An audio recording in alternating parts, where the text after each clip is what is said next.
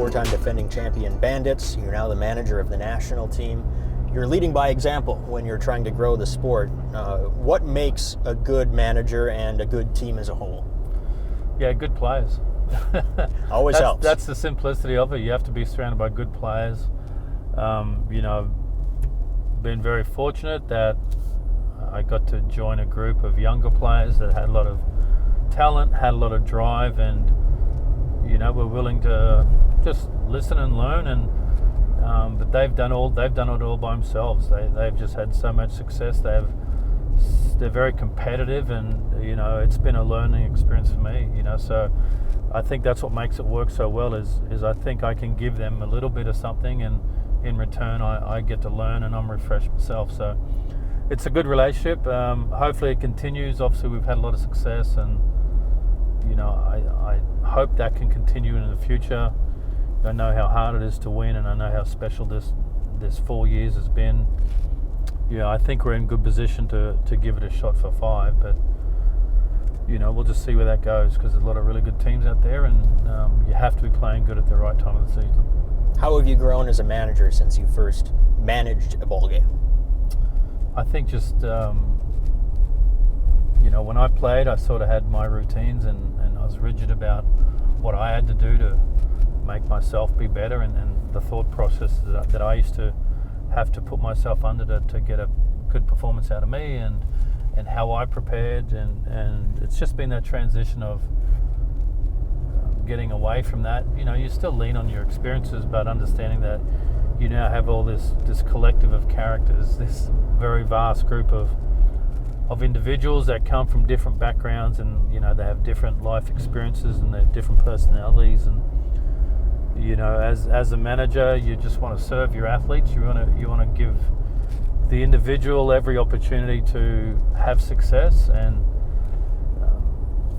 if each individual athlete is having success and feeling good about the journey they're on, I think your team's going to be a byproduct of the individuals. And I think that's what I've learned. I think I've learned how to just relax a bit more around the guys, and give them a comfortable working environment, let them know I trust them, which I do, and I believe in their ability. But my big takeaway is just I'm dealing with just different people, and I'm from a generation which was probably a little bit more one way or the highway type generation. I heard someone in my generation say the other day, if you went through the year and your manager didn't speak to you, it was a good year. Obviously the generation we're in now is a little bit different. They don't need nurturing per se. They just like to communicate a lot more, and they like to hear a lot more. So that's a constant learning curve for me on how to communicate with the players. I understand it has to be done.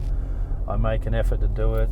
I really make an effort to stay true to myself, and I think the players every year learn more about me and learn what makes me tick and how I think. But the communication with the players is a real big takeaway that I'm continuing to learn and trying to get better on.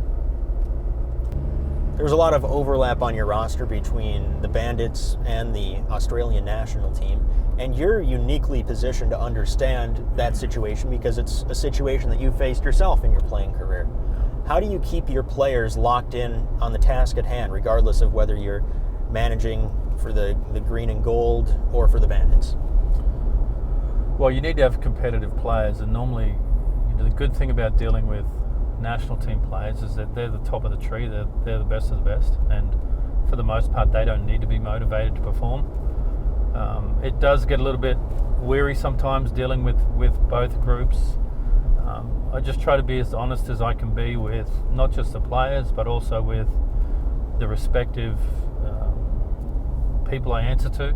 With the Bandits, I work for Mark Reedy in the Bandits organisation.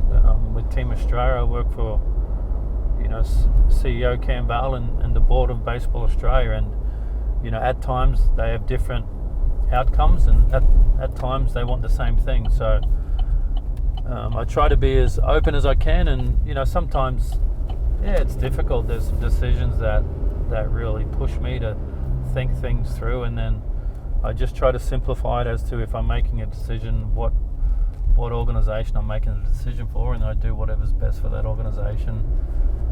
But I think as a whole, my players handle that really well. And again, I go back to the communication point that I'm still working on and working through. If I can communicate with them, or if my staff, my coaching staff, my support staff are open with their communication, everything generally takes care of itself. Well, David, I want to thank you for coming along on this journey with me, and I want to wish you the best of luck going forward.